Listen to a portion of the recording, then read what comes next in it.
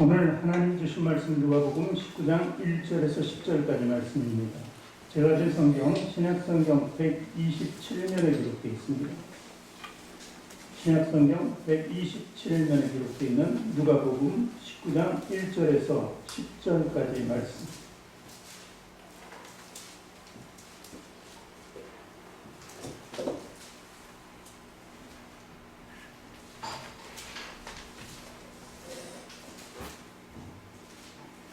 우리 함께 천천히 읽도록 하겠습니다. 예수께서 여리고로 들어가 나가시더라. 삭개오라 이름하는 자가 있으니 세리장이요 또한 부자라. 그가 예수께서 어떤 사람인가요 보고자 하되 키가 작고 사람이 많아 할 수 없어 앞으로 달려가서 보기 위하여 돌 무화과 나무에 올라가니 이는 예수께서 그리로 지나가시게 되니라.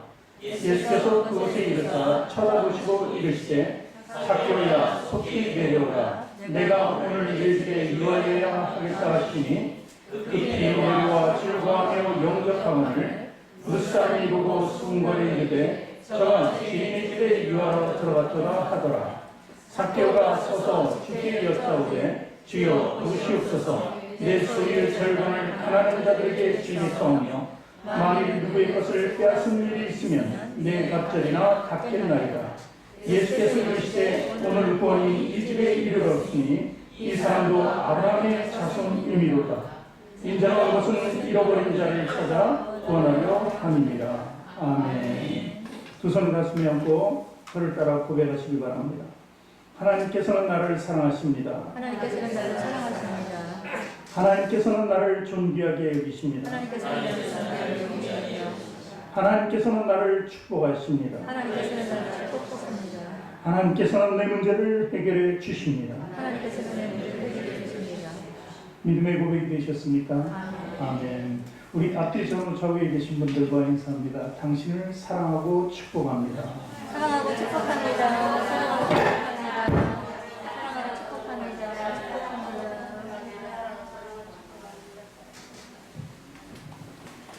축복합니다. 오랜만에 서로 나름 인사했습니다. 그래서 그런지 오늘 더 얼굴이 환한 것 같아요. 마스크 속에 저는 보이지는 않지만 그 마음에서 우러나오는 여러분들의 모습을 읽을 수가 있었습니다. 코로나19로 말미암아 정말 힘든 나날을 보내고 있습니다. 웬만하면 걱정하고 웬만하면 두려워하지 않고 이런 삶을 살자는 게 그리스도인인데 그리스도인들에게 참으로 엄청난 시련이 있는 것도 사실입니다. 물론 우리 성도들만 있는 것이 아니라 모든 사람들이 다 똑같죠. 전 세계 모든 인구가 다 코로나 때문에 지금 두려움에 쌓였고 공포에 쌓이는 것입니다. 어쩌면 인간의 삶이 부정적으로 바뀌게 되고 그동안에 우리가 세워왔던 모든 질서가 순식간에 무너진 그런 느낌을 받는 것입니다. 그래서 일상이 없어졌어요. 일상. 그런데 반면에 긍정적인 것도 있더라고요. 긍정은 무엇이냐면 자연은 되돌아가고 있다는 거예요. 무수히 인간들이 사람들이 자연을 훼손시키고 자연의 법칙을 무너뜨렸습니다. 그로 인한 결과가 아닐지 하는 생각도 듭니다. 김명수 목사님 기도할 때 주님의 계획하심이 아닌가. 그래서 모든 사람들은 부정적으로 질서가 무너지고 자연은 질서가 잡혀가면서 긍정적으로 돌아가고 있다는 것이죠. 이탈리아 유명한 관광지 베네치아가 있습니다. 베네치아는 수로가 있죠. 네, 수로가 있는 도시입니다. 그런데 그 수로가 바닥이 잘 안 보이는데 지금은 바닥이 60년 만에 바닥에 다니는 물고기가 보인다고 합니다. 그런가 하면은 인도 쪽에서는 이제 히말라야 산을 이제 가까이 하고 있는데 히말라야를 200km가 되는 거리에서도 이제 시야를 확보하고 볼 수 있다고 이렇게 얘기합니다. 그런가 하면 이산화질소가 지금 40% 정도 감소가 됐다. 이런 의미죠. 우리 중국 하면 미세먼지 맨날 그랬어요. 중국발. 그런데 미세먼지 요새 얘기하는 사람 하나도 없습니다. 그리고 우리 가까이는 어떤 현상이 있습니까? 전부 마스크를 끼고 있으니까 감기 환자가 있다는 소식을 못 들어요. 벌써 웬만하면 한 가정, 두 가정, 한 사람 걸리면 계속 돌아가면서 이렇게 걸리는 게 감기인데 그 감기가 실종된 것처럼 언제 감기가 있었나? 그 단어가 잊혀질 정도로 요즘 감기가 또 없어진 것도 사실이에요. 그런가 하면 심지어는 지진 측량하는 과학자가 있어요. 지진 측정하는 거죠. 그전에는 이 지구 온통 시끄러운 소음 때문에 그걸 잘 들을 수가 없는데 지금은 잘 들린다고요. 너무나 조용히 듣기 때문에. 그러니까 이런 것들이 어떻게 보면 사람에게 또 긍정적으로 다가오는 요소일지도 모릅니다. 그러니까 환경이 모든 자연이 질서를 찾아가는 데 있어서 사람에게 어쩌면 혜택을 주는 건지도 모릅니다. 그렇지만 아직도 빙산이 없어지거나 이런 현상들이 아직도 계속되고 있는 것은 사실입니다. 오직 인간만이, 사람만이 두려움을 느끼는 지금 이 시대, 코로나의 시대를 우리가 살아가고 있는데 그것은 바로 인간들의 교만과 욕심인 것 같아요. 전 세계적으로 나라마다 다투기를 원하고 서로 머리가 되고 위가 되기를 원하는 것이 모든 사람들의 본성이기 때문에 그 때문에 지금 여러 가지 어려움을 크게 겪는 것 같습니다. 그래서 우리는 교만과 그리고 욕심을 다 내려놓을 수 있어요. 코로나 앞에서는 어떤 물러서지 않은 능력과 힘이 있어야 되는데 그 힘은요 우리가 내려놓을 수 있어야 돼요. 그것이 바로 성도의 삶이고 그리스도인이 본인 줄 믿습니다. 그리고 모든 사람들이 정말 질서 있는 삶, 하나님께서도 질서를 원하신 거예요. 모든 것의 질서에 하나님이 천지 창조할 때 질서가 없는 흑암이 있고 혼돈한 시대에서 그 시대에서 질서를 잡으시길 원했던 것이죠. 질서를 완전히 세우고 그리고 후에 사람을 만든 것이 아닙니까? 그렇기 때문에 사람들은 항상 그 질서 위에 있어야 된다는 것이죠. 그 질서는 본래의 모습으로 우리가 돌아오기를 원해야 돼요. 본래의 모습이 뭡니까? 죄된 우리의 심령을 다 버리고 의로운 삶으로 복귀해야 된다는 것이죠. 우리는 예수님을 통해서 가능한 일을 하고 있는 것입니다. 그 삶이 저와 여러분의 성도의 삶인 것이죠. 오늘 본문에 보면 삭개오가 나오죠. 삭개오도 역시 마찬가지입니다. 본래 자기 모습을 회복하기를 원했어요. 본래 자기 모습이 뭡니까? 선한 모습이라고 생각했던 거예요. 하나님이 나를 지으실 때는 선하게 지으지 않으셨다. 특히 유대 백성들은 선택된 백성이 아니잖아. 그 안에서 주인된 모습으로 살아가는 삭개오는요, 그 본래의 모습을 찾기를 원했던 거예요. 그리고 오늘 본문 말씀을 보니까 찾았다고 이렇게 되어 있습니다. 저와 여러분의 삶도 다 죄인의 삶이었어요. 누구 하나 없이. 그러나 하나님께서 우리를 부르시고 예수님을 통해서 우리를 본래의 자리로 이렇게 되돌리신 것입니다. 그렇기 때문에 성도라는 크리스찬이라는 이게 크리스찬 성도라는 말이 그냥 흔히 쓰는 그냥 쉬운 말이 아닙니다. 이것 성도가 되기까지 크리스찬이 되기까지는 정말 우리의 피눈물 나는 노력이 있어요. 그 노력은 예수님을 찾아가는 거예요. 예수님을 만나는 거예요. 예수님의 콜링을 부르심을 받는 거죠. 그것을 통해서 우리는 올바로 세워지는 것이죠. 그것이 바로 우리 본인의 모습이 되어야 한다는 것이죠.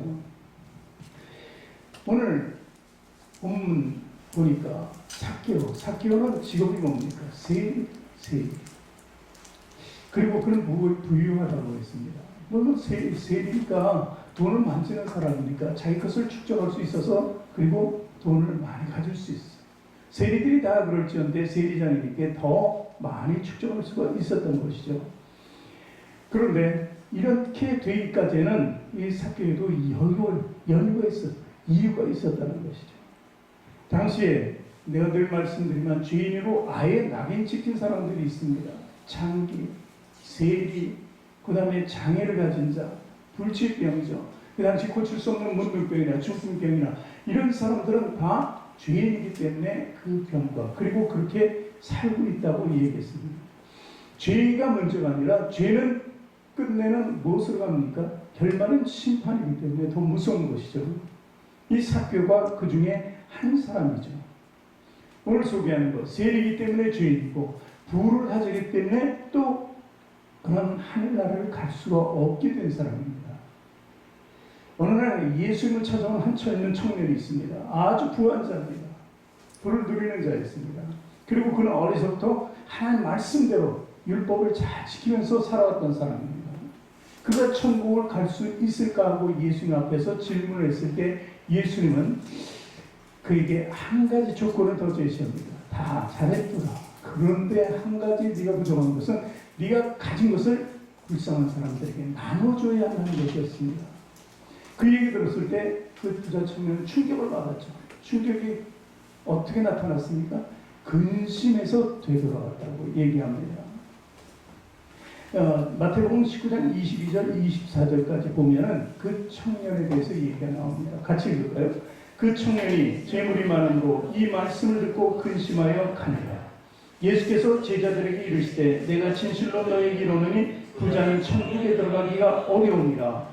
다시 너희에게 말하니 낙타가 바늘기로 들어가는 것이 부자가 하나님의 나라에 들어가는 것보다 쉬움이라 하시되, 이렇게 말씀을 드려서 부자가 천국에 들어가기는 어렵다, 거의 불가능에 가깝다는 것을 말씀했는데, 오늘 이 세리장은 이 세리라는 죄와 또한 부라는 죄 아닌 죄를 이렇게 짊어져야 했던 것입니다.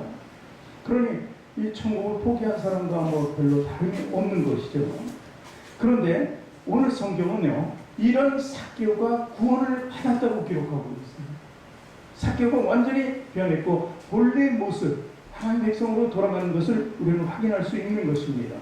왜 그러한 죄인을 하나님께서 돌리셨을까?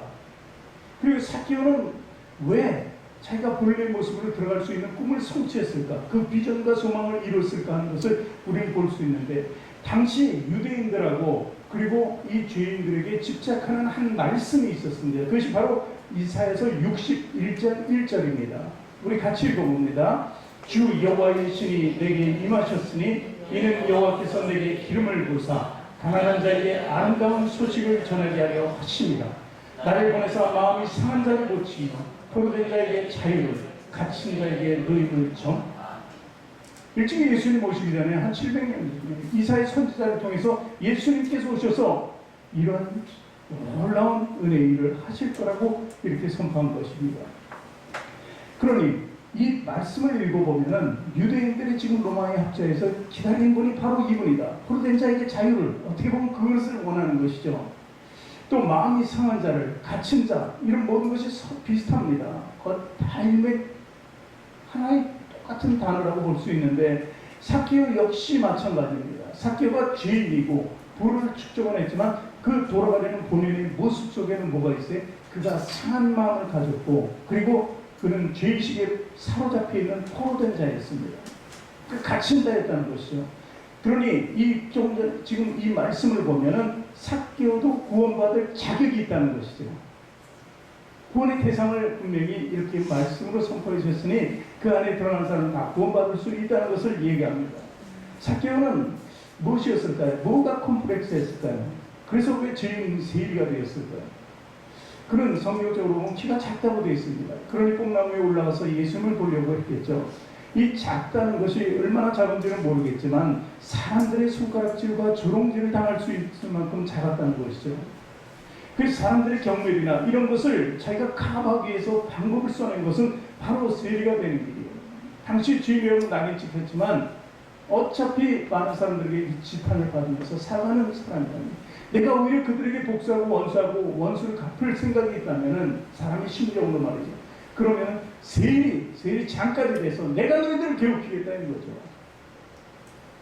그래서 그는 세리장에까지 올라갔던 것입니다. 그리고 그것이 시작된 것은 다친 마음이었습니다. 상처난 마음, 조롱받는 그런 손가락질이었던 것입니다. 그러니 구원받을 수 있는 자격이 있다.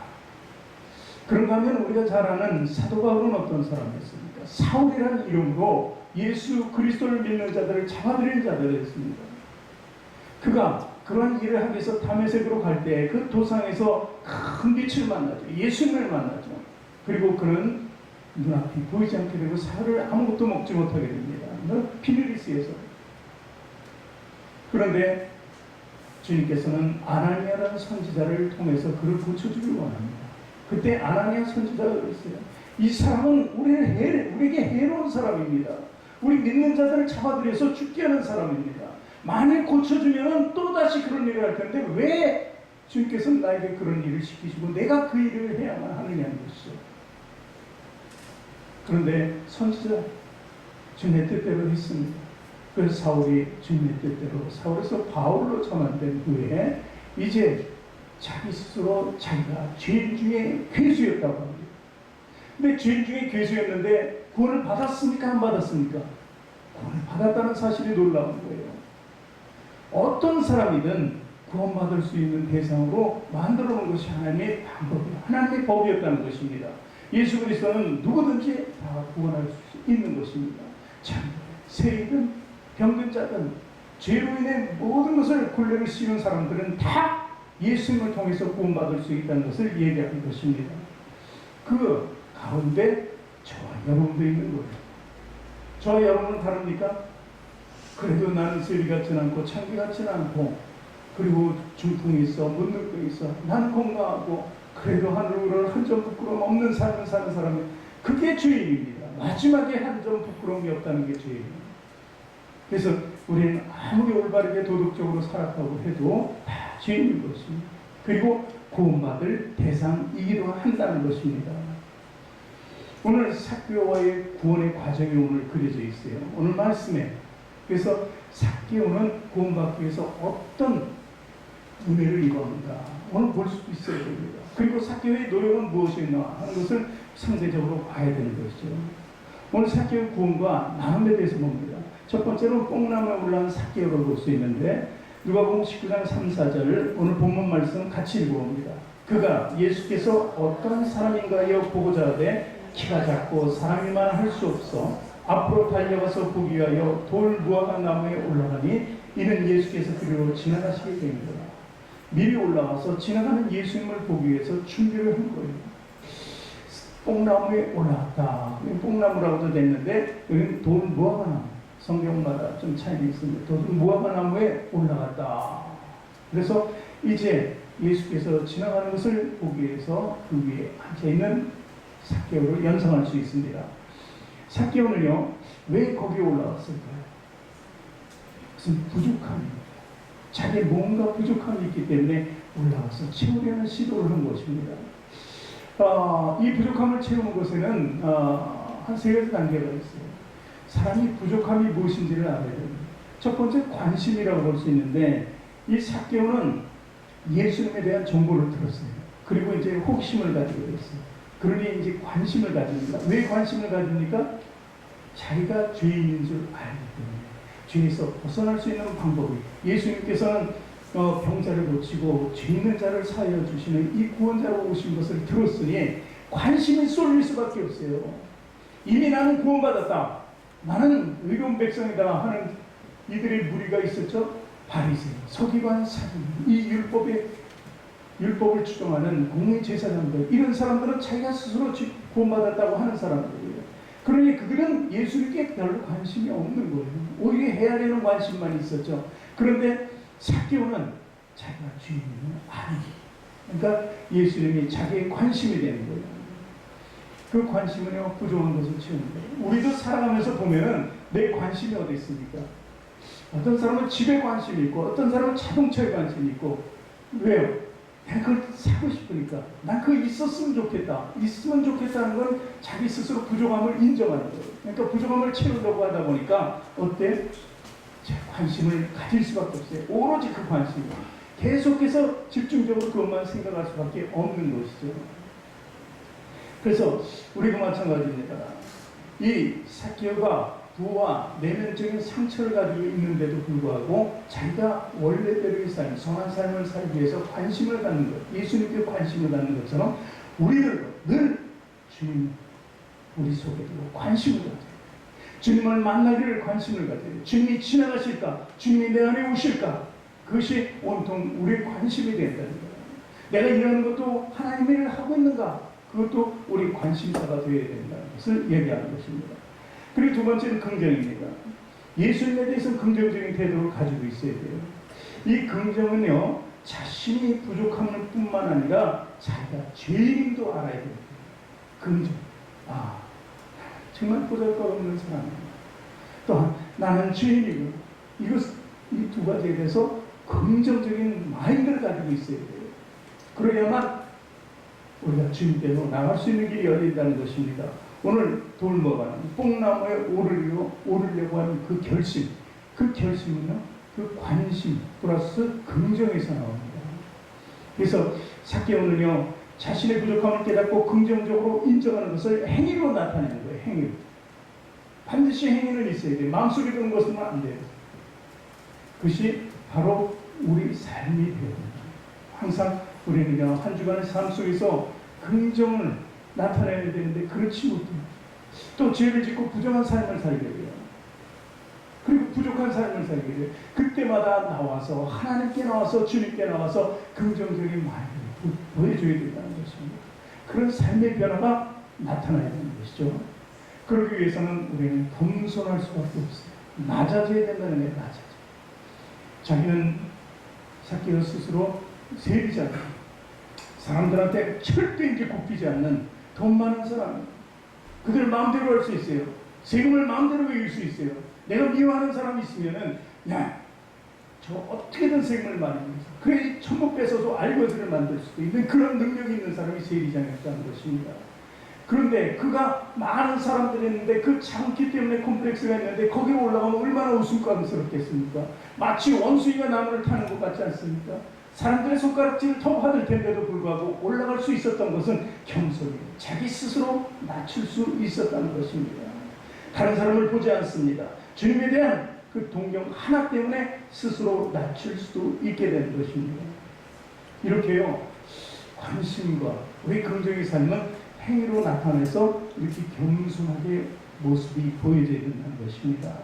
삭개오는 절박해졌을 때 점점 더 예수님이 나타나기를 기다리면서 처음에 먼발치했을 때는 좀 그랬는데 점점 더 가까이 올 것을 생각하니까 그 마음속에서 더 쿵쾅쿵쾅하면서 심정이 절박했을 거예요. 예수님 만나면 어떻게든지 저분을 볼 수만 있다면 어쨌든 내 마음이 위로받고 상처가 치유되지 않을까 하는 정한 기대감이 있었다는 것이죠. 어쨌든 그런 마음이 자기를 어떻게 만들었어요? 순수한 사람, 가식이 없는 사람. 가식이 있었다면 그 나무에 올라가지 않았겠죠. 가식이 없는 사람, 그리고 진실한 마음을 가질 수 있는 그런 사람이 되었다는 거예요. 그것이 바로 하나님께서 원하시는 사람이고, 하나님을 사모하는 사람은 그 정도 기본적으로 갖춰야 된다는 것이죠. 오늘 삭개의 열정을 우리는 그 나무에 올라가는 모습을 통해서 볼 수 있었습니다. 잠언서 8장 17절에 이렇게 기록되어 있습니다. 나를 사랑하는 자들이 나의 사랑을 입으며 나를 간절히 찾는 자가 나를 만날 것이니라. 또 히브리서 10장 38절도 읽어볼까요? 나의 의는 믿음만 밀냐 살리라. 또한 뒤로 물러가면 내 마음이 그를 기뻐하지 아니라 하셨느니라. 뒤로 물러서는 절대로 안 된다는 것입니다. 신앙과 믿음은 뒤로 처지는 것이 아니에요. 그 자리에 있는 것도 아닙니다. 행위를 통해서 앞으로 계속해서 점진적으로 나가는 것입니다. 그리고 또 마태복음 11장 12절에 보니까 세례 요한의 때부터 지금까지 천국은 침노를 당하노니 침노하는 자는 빼앗는다고 이렇게 얘기했습니다. 이 단어 표현이 적절하지 않은데도 이런 단어 표현을 썼던 것은 그만큼 너희가 천국에 가는 것을 사모하는 것입니다. 그리고 두 번째는요, 주님을 영접하는 삭개오가 나옵니다. 이제 올라갔어요. 뽕나무에 돌무화나무에 올라갔습니다. 그 다음에 행위는 무엇입니까? 19장 5절 6절에 봅니다. 같이 읽습니다. 예수께서 그것에 이르사 쳐다보시고 이르시되 삭개오야 속히 내려오라. 내가 오늘 네 집에 유하여야 하겠다 하시니 급히 내려와 즐거하며 영접했다는 거예요. 삭개오가 이 생각지도 않은 일입니다. 삭개오는 전혀 예수님은 눈빛도 마주칠 거라고 생각지 못했어요. 그런데 예수님께서 어떻게 쳐다보시고 이르시되 삭개오야 내려오라. 내가 너희 집에 유하여야 되겠다는 거예요. 너희 집이라는 게 무엇입니까? 그의 심장은, 그의 심령이라는, 너희 심령 가운데 내가 들어가야 되겠다는 것입니다. 예수님이 요구하시는 것이 바로 그거예요. 바로 예수님의 시선. 우리가 예수님의 시선, 주님의 시선을 볼 수 있다면 얼마나 좋겠습니까? 그러나 날마다 우리가 요구하는 삶이 돼요. 성도의 삶은 하나님의 시선을 요구하는 삶이 돼요. 언제 나와 마주칠까? 그분이 나를 보실 때 내가 흥에 딴 데를 보고 있으면 어찌할까 생각하면서 내 눈을, 모든 초점을 주님께로 돌리고 있어야 된다는 것입니다. 주님께서 영적으로 눈으로 보셨습니다. 주님이 쳐다보셨다는 것은 한마디로 해서 부르심입니다. 콜링이죠. 내 집에 유하여야 되겠다. 이 말씀은 콜링이에요. 콜링이라는 것은 구원의 단계에서 가장 기초적인 단계예요. 먼저 부르시는 것. 부르셨을 때 즉각적으로 응답해야 되겠죠. 오늘 바로 삭개오는 즉각적으로 응답한 그 모습을 보였다는 것입니다. 내 안에 유하여야 되겠다는 것은 무엇입니까? 참 우리 성경적인 단어의 마음은 구원입니다. 구원. 그리고 구원을 통해서 늘 동행하는 삶을 얘기해요. 임마누엘의 삶, 에베네셀의 삶, 이런 모든 삶을 바로 한마디로 내 안에 유하여야겠다는 그 말씀을 통해서 함께하자는 뜻으로 주신 것입니다. 영접할 때 가능합니다. 영접해야 된다는 것이죠. 그래서 요한복음 1장 12절 13절에도 우리가 잘 아는 말씀, 영접하는 자 곧 그 이름을 믿는 자들에게는 하나님의 자녀가 되는 권세를 주셨으니 이는 혈통으로나 육정으로나 사람의 뜻으로 나지 아니하고 오직 하나님께로부터 난 자들이다. 우리 삭개오가 예수님을 만나서 구원을 받게 되는 그 장면이 예수님과 무슨 혈통적인 관계가 있습니까? 아닙니다. 자기의 육적인 힘으로 된 것 아닙니다. 부로 된 것 아닙니다. 세리장이라는 그 위치, 권세 때문에 되는 것 절대 아니죠. 단 한 가지, 바로 예수님의 초청이 있었던 것입니다. 예수님의 초청은 바로 구원과 직결된다는 것을 우리는 알아야 된다는 것입니다. 예수님은요, 찾고자 하는 누구를 다 찾아, 찾고자 하는 사람을 다 찾아. 오늘은 누구를, 물론 예수님이 직접 찾아가지 않더라도 누구를 통해서인가 그 일을 이루신다는 것이죠. 누구를 통해서? 저와 여러분을 통해서 하나님은 계속해서 그 뜻을 이루어가신다는 것이죠. 그래서 우리 코로나19로 말미암아 신앙적으로 많이 늦춰져 있을지도 모르고 그러겠지. 그 늦춰짐을 다시 당겨야 된다는 거예요.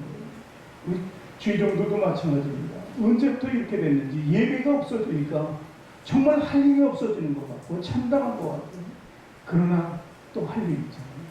기도하고 원하고 바라고 계속해서 주님께 나아가는 일이 있다는 것입니다. 그래서 우리는 늦추지 말아야 돼요. 신앙을 늦춰서는 안 된다는 것입니다. 내 생각과 그리고 내 사상 그리고 자존심, 고집 이런 것들이 더 코로나를 통해서 없어져야 됩니다.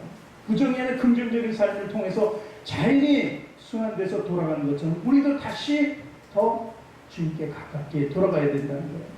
그것이 바로 우리의 겸손한 마음을 가지고 주님을 영접할 때 가능한 일이라는 것을 믿으시기 바랍니다. 마지막 세 번째는 나누는 삭개오를 볼 수 있습니다. 19장 8절 말씀 본문 읽어볼까요?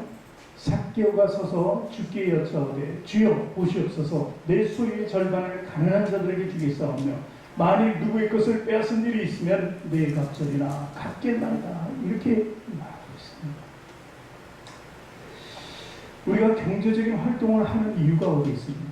하나님의 뜻대로 살기 위해서, 하나님의 일을 하기 위해서 경제적인 활동을 하는 겁니다. 사실은 이건 영적인 얘기를 하는 거예요. 그래서 마태복음 6장 24절에 보면 한 사람이 두 주인을 섬기지 못할 것이니 혹 이를 미워하며 저를 사랑하거나 혹 이를 중히 여기며 저를 경히 여깁니다. 너희가 하나님과 재물을 겸하여 섬기지 못합니다. 재물을 쌓아둬서 문제입니다. 자기를 위해서, 육신을 위해서 쌓아둬서 문제인 거지 버는 것이 문제가 아닙니다. 재물은 어디 필요해? 하나님께 초점을 맞추기 위해서 필요합니다. 이랬을 때는 두 주인이 아닙니다. 하나님의 뜻을 행하기 위해서 필요한 것을 우리는 공급받고 그것을 하나님의 뜻대로 사용하는 자가 되어야 된다는 것입니다. 오늘 삭개오는요, 이제 주님을 영접하고 난 뒤에 자기가 해야 될 일을 무엇인지 금방 알 수 있었던 거예요. 그래서 대답이 바로 나와요. 내가 가진 것이 무엇이, 내가 할 수 있는 게, 삭개오가 할 수 있는 것이 무엇입니까? 가진 것밖에 없어요. 권세는 그대로 있는 거니까 어쩔 수가 없습니다. 그걸 내려놓을 수는 없어요. 물론 주님이 내려놓으라면 세리장 그걸 내려놓을 수밖에 없죠. 그런데 그 얘기는 아니고 가진 것에 대해서 얘기합니다. 그리고 죄된 것을 얘기합니다. 내가 토색한 일이, 남의 것을 불의하게 뺏은 것이 있으면, 죄된 것이 있으면 네 배로 갚겠다. 이건 성경적인 이야기죠. 그런데 이렇게 갚겠다는 것은 바로 자기가 모든 굴레에서 이제 벗어날 수 있게 됐다는 것을 스스로 증명합니다. 그러니까 내가 가진 것을 절반을 나누고 그 나머지 중에서도 내가 불의로 가진 것이 있다면 또 네 배로 갚는다. 물론 불의로 가지지 않은 것이 하나도 없을 수 없겠죠. 그렇기 때문에 모든 것을 나눈다는 것과 동일한 이야기입니다. 그래서 이제 삭개오는 모든 것을 갇힌 자에서 포로된 것, 잡힌 것에서 자유케 됐어요. 물론 가진 것에 대한 자유를 느꼈기 때문에 나눌 수 있었던 것입니다. 우리 십자가 예수 그리스도는 어떤 분이었습니까? 피를 흘리고 다 나눠줬어요. 지금까지도 모든 사람들에게, 믿는 자들에게 나눠주고 계시는 것입니다. 그 나눔의 증거는 뭐예요? 생명이라고 그랬잖아요. 왜 피를 나눠줬습니까? 사망을 생명으로 옮기기 위해서. 그 생명은 어떻게 증거가 됐어요? 부활로 증거가 됐다는 것입니다. 예전에 죽은 사람들이 지금 뭐 이제 백제터나 뭐 이런 터를 보면 공사하다가 보면은 무덤이 나오고 그 안에 보면은 유물들이 나와요. 근데 유물들은 있는데 뭐가 없어요? 유물과 같이 넣었던 게 뭐 있어요? 시신이죠. 시신은 없어요. 그러니까 썩어질 것을 위해서 있을 필요는 없다. 그 사람이 죽을 때 그 옆에 한 것을 가져가고 금관서부터 발이 끝까지 금으로 온통 치장해도 자기 시신은 썩어서 없어집니다. 그게 무슨 소용이 있습니까? 썩을 것을 위해서 이루어지나 썩을 것을 위해서 계속 챙겨놓을 필요는 없어요. 그것은 어디에 쌓아야 돼요? 하늘에 쌓기 위해서 나눔의 사랑이 필요하다는 것을 얘기합니다. 여러분, 우리는 정말 많이 나눴어요. 우리 교회에서는요, 그 전에 필리핀 이광희 선교사가 찬양팀 데리고 왔었죠. 그때 다 적어내라고. 그때 필리핀의 교회가 등이 없으니까 등 하나 다는데 100만 원씩 했다고. 그러면서 그것 좀 해달라고, 선교해달라고. 근데 후에 얘기는 우리 교회 제일 많이 했대. 대형 교회 가면 아예 나는 그거 쓰지도 못하게 한다고 그랬거든요. 그리고 우리 교회는 매우 순수한 거예요. 이런 일이 나한테도 돌아왔네. 그러면서 다 아낌없이 쓰고 몇 년을 아마 낸 사람도 있을 겁니다. 매달 얼마씩. 그래서 너무 칭찬을 많이 하고 지금도 계속해서 보내고 있습니다. 그리고 또 필리핀 시니어스쿨 건립하는데 한 1억 들어가는데 마지막 잔금 1,500만 원 우리가 했잖아요. 아주 두고두고 뭐 얘기해요. 그죠? 목사님들이. 이런 것. 이것이 나눔이라는 거예요. 제가 있던 미국의 교회에서는 저희 남미에 무리교회예요, 무리교회. 그래서 우물을 파줘야 돼요. 아프리카도 그렇지만 저는 중남미 성도를 했기 때문에. 근데 그 우물 파는데 거기도 100만 원 필요해요. 그래서 그거 좀 해보려고 했는데 하나님 저한테 지혜를 주시더라고요. 어떻게? 미국에는 이 코인들을 안 써요. 코인이 생기면, 동전이 생기면 다 모아놔요. 뭐 집집마다 통에 가득하거든요. 그래야지 그거 가져오라고. 그리고 계속 모으자고 그래가지고 그거 모아서 우리 개척한 지 얼마 되지도 않았을 때 거기 우물을 하는데 우리가 선교됐다는 거예요. 작지만 할 수 있는 거예요. 우리 가운데 부자가 있어서 뭐 제가 나눠주라고 하는 거예요. 그 부자가 나눠주는 건 당연합니다. 우리 없을수록 더 나눠줄 수 있는 그런 믿음이 그 신앙의 소유자가 됩니다. 지금 계속해서 우리 교회는 그것을 해왔어요. 그렇게 해왔어요. 코로나19로 말미암아 교회들이 굉장히 어려워요. 뭐 대형 교회는 엄청나게 어렵습니다. 예를 들어서 한 달에 2억 5천이 필요한데 헌금이 2천만 원 들어온대요, 한 달에. 그럼 2억 3천만 원이 마이너스예요, 경제적인 지표로 보면. 그렇게 어렵습니다. 작은 교회는 그래도 조금 덜 어려워도 어려운 건 마찬가지예요.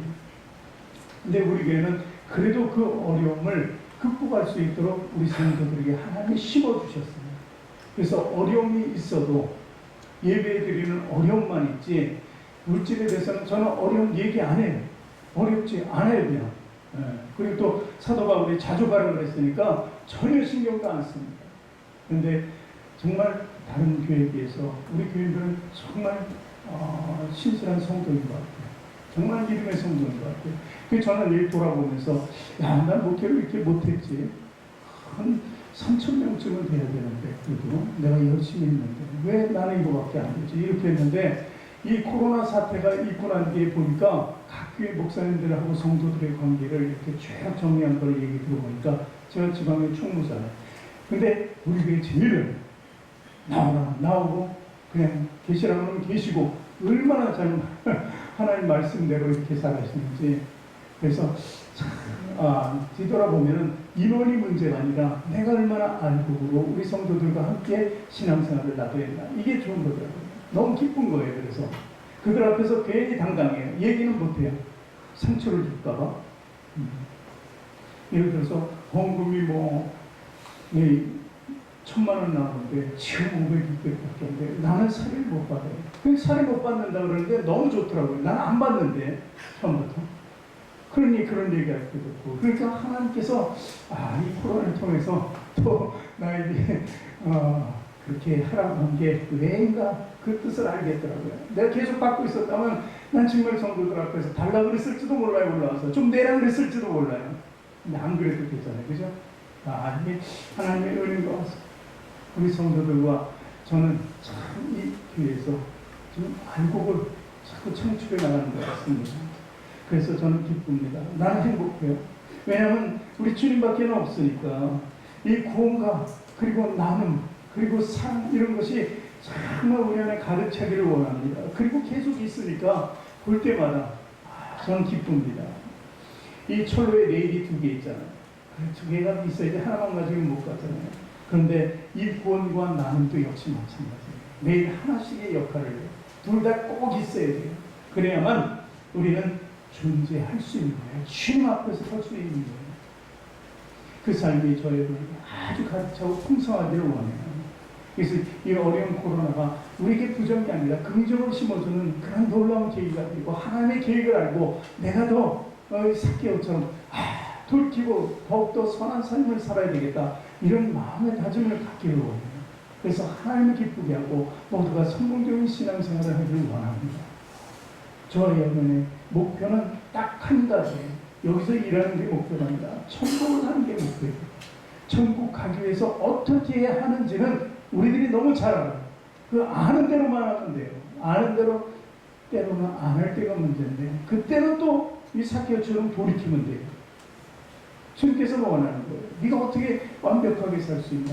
나를 네 스스로 부족함을 깨닫고 죄를 깨닫고 나에게 오기를 원한다는 것이죠. 그 삶이 저희 여러분에게 아주 충만하기를 원합니다. 그래서 코로나를 이기고 정말 행복한 신앙생활을 하는 저희 여러분에게 주님의 이름으로 축원합니다.